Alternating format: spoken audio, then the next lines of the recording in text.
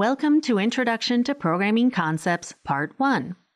After watching this video, you will be able to describe the purpose and use of identifiers in programming and describe the purpose and use of containers in programming.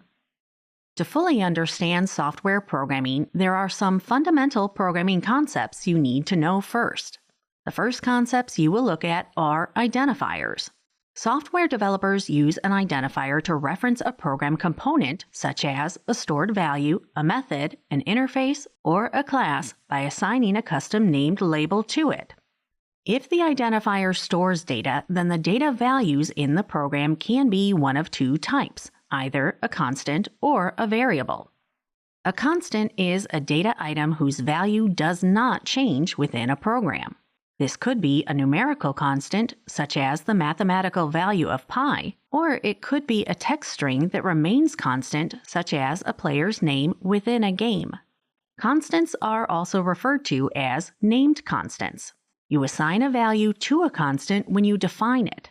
For example, you might want it to refer to a numerical value within your program, such as pi, or a cost price, or a rate of tax. And then, rather than repeatedly retyping the same numerical value, you can just declare a constant for the value instead and name it something meaningful like pi_value or cost_price or tax_rate.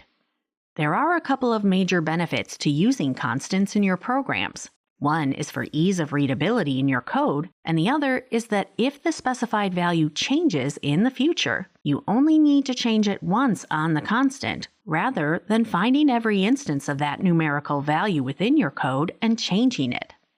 The other type of identifier used in programming is a variable.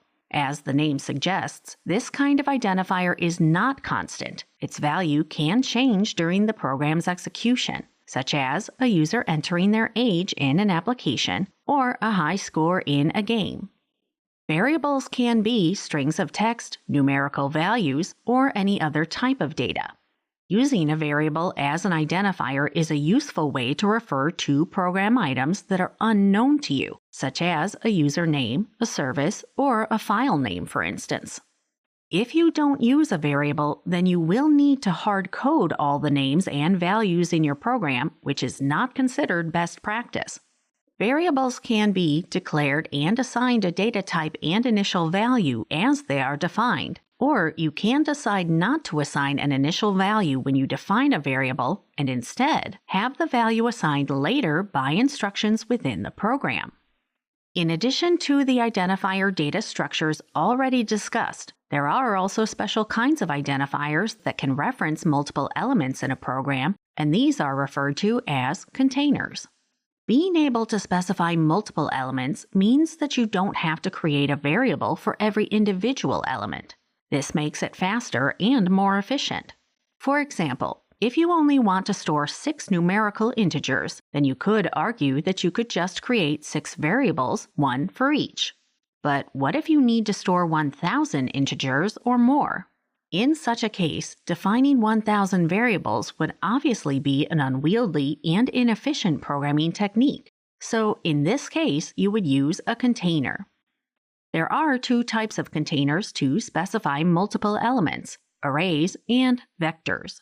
The simplest of these container types is an array.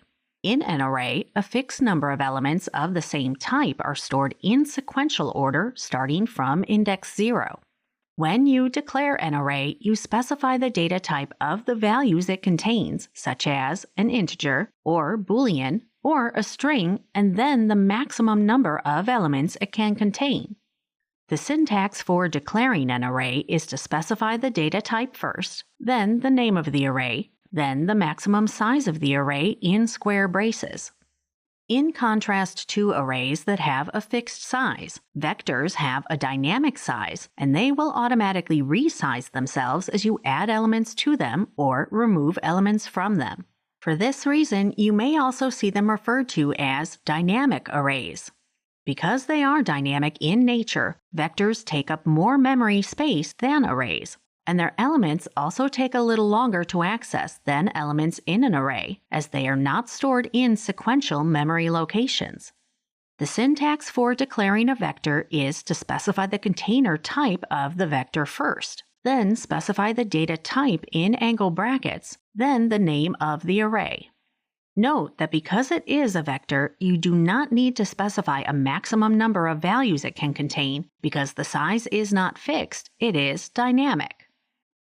In this video, you learned that software developers use an identifier to reference a program component. If an identifier stores data, then it can either be a constant or a variable. A constant is a data item whose value does not change within the program. A variable is not constant, it can change during the program's execution. In an array, a fixed number of elements of the same type are stored in sequential order, starting from 0. And vectors have a dynamic size, and they automatically resize themselves as elements are added or removed.